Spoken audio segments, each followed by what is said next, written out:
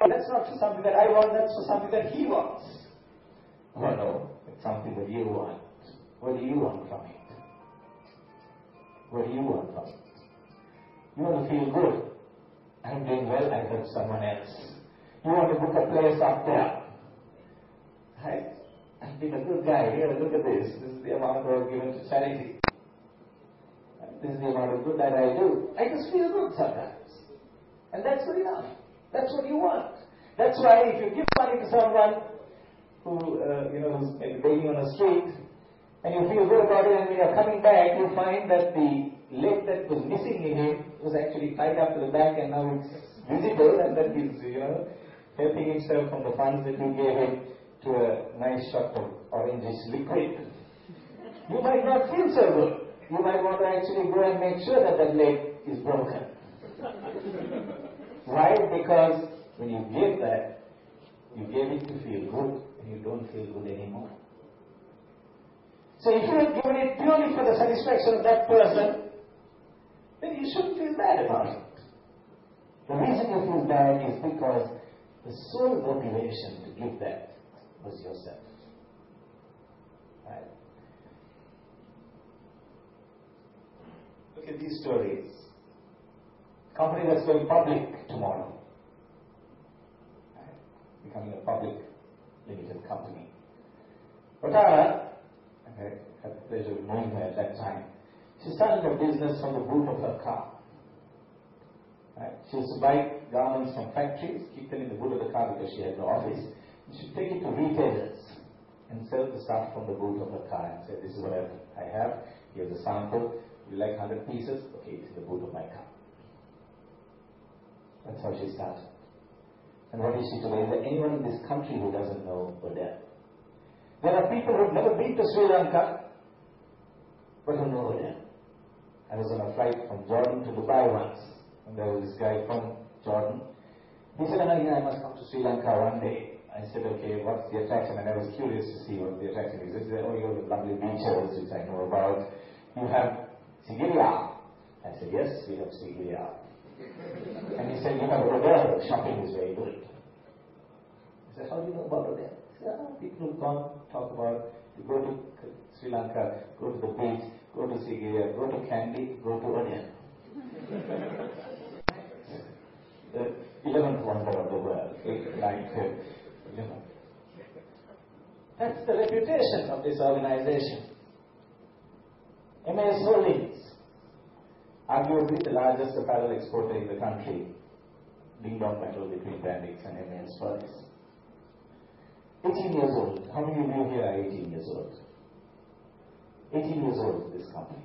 18 years ago, this company started with 3 brothers and 6 sewing machines. 6 sewing machines. It took 9 months to be able to recruit a secretary because nobody wanted to come and work in a factory in Athidia, down the road in Athidia, in a factory which had 6 machines. So the wives had to be the secretary till they could recruit one. Right? Nobody wanted to be a secretary. Today they advertise management training in Panel. And they have 1,250 graduates applying and saying, no, we stay in Panel and be your management training. Right? That's what has happened in 18 years. $400 million company.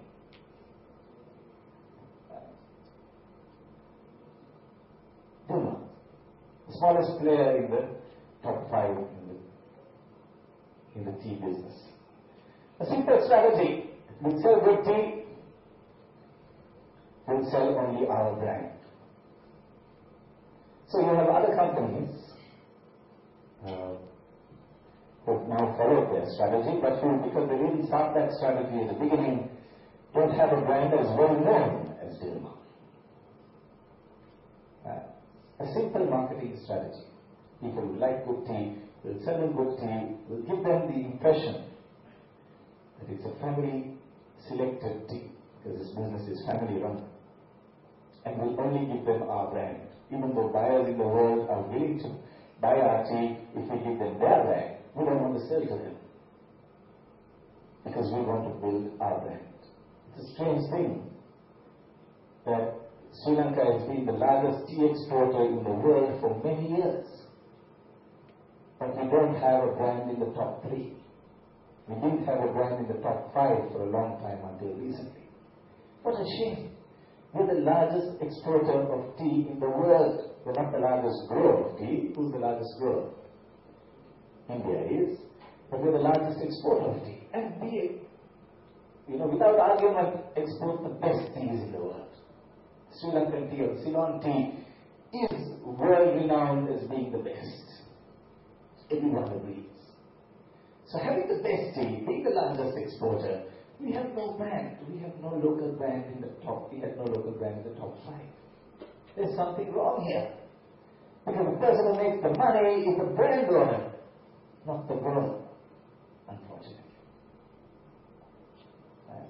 And so you have Lipton, number 1. Tetley, number 2. Tetley owned by the European name, owned by Tata of India. Right? Ahmed Tea, number 3, British company again. And no Sri Lankan brand there.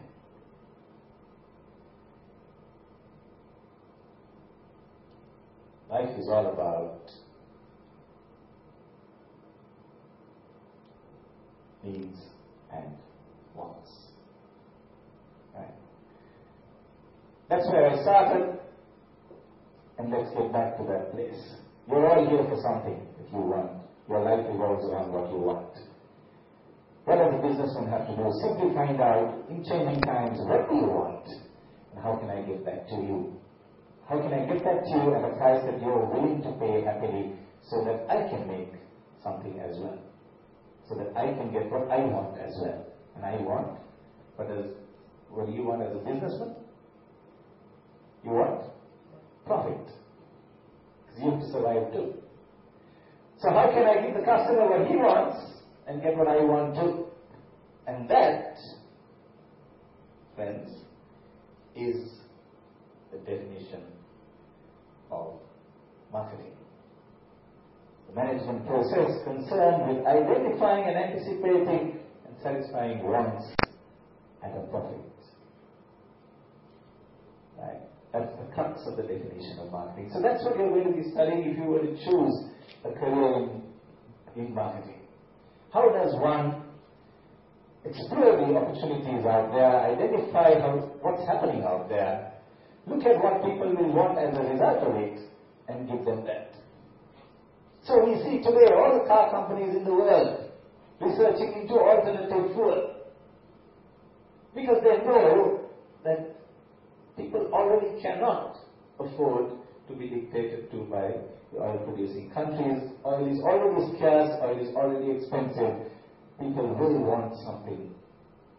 They already want an alternative. The quicker we can give it to them, the better. One company has been successful and has a commercially viable alternative fuel product. What is that? The Toyota Prius. Prius launched the hybrid car. The hybrid technology is so good in terms of petrol and electric that they've even taken it to the Lexus, which is the upper-end brand of Toyota. It's functioning so well. In a Prius, you'll get 35 to 36 kilometers per liter of petrol. They've been successful. Ford is researching with hydrogen. Mercedes is Benz is researching with alternative diesel or improved diesel. Everyone's looking for the perfect alternative energy to drive their cars because people want it. People will buy if you can give them the alternative. It's more eco-friendly. It is less costly. That's what people want. And that's the story of business. Glance at some of the top brands that you see around. They're all about that story. I mean, look at Nestle. There's Nescafe there, but the Nestle company. A product that we have available here, coconut milk powder. But isn't that identifying a want? Every house grades coconuts because we cook our curries in coconut milk. And so you have a multinational company that doesn't do coconut milk powder anywhere else in the world, but comes here and says, Well, our people here want just not just milk powder, they also want coconut milk. So let's give them coconut milk powder, which is easier for them to use. Look at Pizza Hut in Sri Lanka. It's an amazing story. Traditional pizza in Italy didn't even come with chicken on top. The only meat it has is pepperoni. We have chicken pizza, not just chicken pizza. We have tandoori chicken pizza. Not just that, we have masala tandoori chicken pizza. I mean, the poor Italians will be rolling in their graves there. Thinking, what have you done to my pizza? Because this is not a pizza anymore. It's not a pizza anymore. But here, that's the pizza that you want. So even the mighty Pizza Hut has to say, yes, sir. Yes, madam. If that's what you want. Well, here it is. It's not a pizza, but it's the pizza you want. Have it. Right. The only country in the world to have a masala tandoori chicken pizza. Aren't we proud? You go to McDonald's in Colombo, and what do you get? You get a Mac butt. For heaven's sake. Where did that come from? A Mac butt. And then you go to Pilaus, and you have a double cheese kuttu. Where did that come from? What's happening here? The traditional kuttu was fine all these years. And now we've got a taste of McDonald's, we've got a taste of mozzarella and Pizza Hut. We want cheese in everything. And so let's put the cheese into the kuttu now. Right? Or let's bring the rice into the McDonald's. It's all about adjusting to what people want, our cultures, and how best you can target that. But at the same time, there is the brand me. This is not only about products, it's about people. Right? You, each of you, by name, are a brand. How many of you went for tuition for your A-levels? I should ask the question, how many of you didn't go for tuition? Okay. How did you pick your tuition teacher? How did you pick your tuition teacher? Yeah, you just didn't look up a list and say, oh, you think you probably are this one. You went by recommendation. These teachers have a reputation, isn't it? There's an XYZ for economics. Anyone who did economics here? Yeah. Who's the XYZ for economics? Darcy is probably X. Right? Someone else Y, someone else Z. That's a brand.